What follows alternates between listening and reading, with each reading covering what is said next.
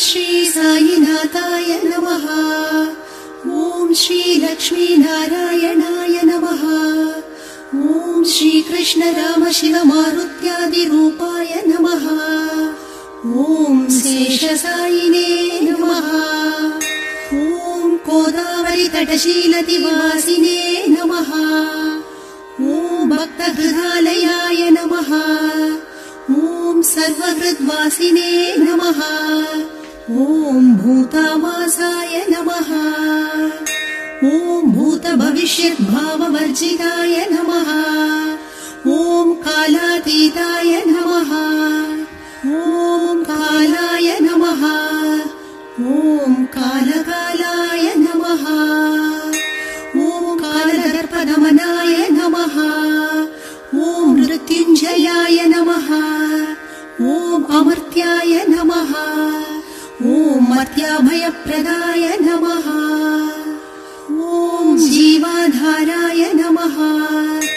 ॐ सर्वाधाराय नमः।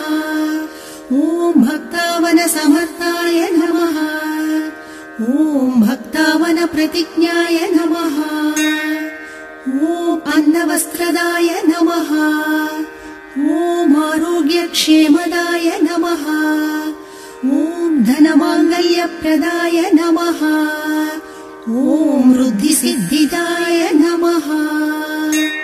ॐ पुत्रमित्रकळत्रबन्धुदाय नमः। ॐ योगक्षेममहाय नमः। ॐ आपद्बान्धवाय नमः। ॐ मार्गबन्धवे नमः। ॐ भुक्तिमुक्तिस्वर्गापवर्गराय नमः। ॐ प्रियाय नमः। ॐ प्रीतिवर्धनाय नमः। ॐ अन्तर्यामिने नमः। ॐ सच्चिदात्मे नमः। ॐ आनन्दाय नमः। ॐ आनन्ददाय नमः। ॐ परमेश्वराय नमः।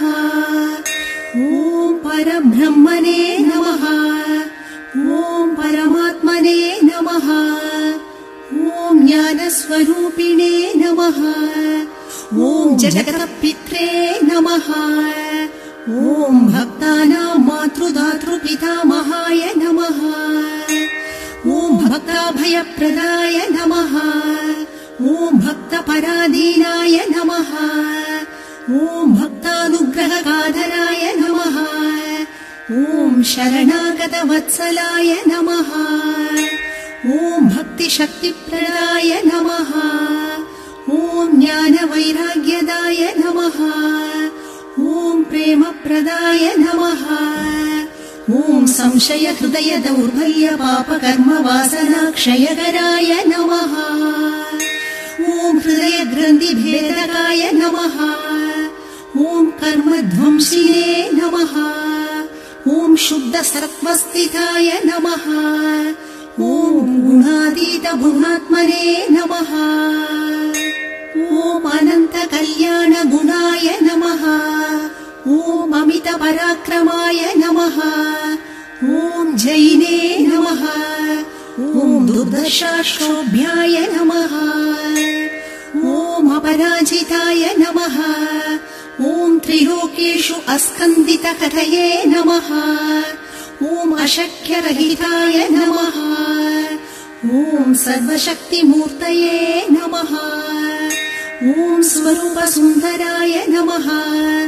ॐ सुलोचनाय नमः। ॐ बहुरूपविश्वमूर्तये नमः। ॐ अरूपाव्यक्ताय नमः। ॐ अचिन्त्याय नमः। ॐ सूक्ष्माय नमः। ॐ सर्वान्तर्यामिने नमः। ॐ मनोभागदीताय नमः। ॐ प्रेममूर्तये नमः। ॐ सुलभदुर्लभाय नमः। ॐ असहायसहायाय नमः। ॐ अनाथनाथदीनबन्धवे नमः। ॐ सर्वभारभृते नमः। ॐ अकर्मानेककर्मसुकर्मिणे नमः। ॐ पुण्यश्रवणकीर्तनाय नमः। ॐ तीर्थाय नमः। ॐ वासुदेवाय नमः। ॐ सतां गतये नमः। ॐ सत्परायणाय नमः। ॐ लोकनाथाय नमः। ॐ पावनानघाय नमः। ॐ अमृतांशवे नमः। ॐ भास्करप्रभाय नमः। ॐ ब्रह्मचर्य तपश्चर्यादिसुव्रताय नमः। ॐ सत्यधर्मपरायणाय नमः। ॐ सिद्धेश्वराय नमः। ॐ सिद्धसङ्कल्पाय नमः। ॐ योगेश्वराय नमः। ॐ भगवते नमः। ॐ भक्तवत्सलाय नमः। ॐ सत्पुरुषाय नमः। ॐ पुरुषोत्तमाय नमः। ॐ सत्यतत्त्वबोधकाय नमः। ॐ कामादि सर्व अज्ञानध्वंसिने नमः। ॐ अभेदानन्दानुभवप्रदाय नमः।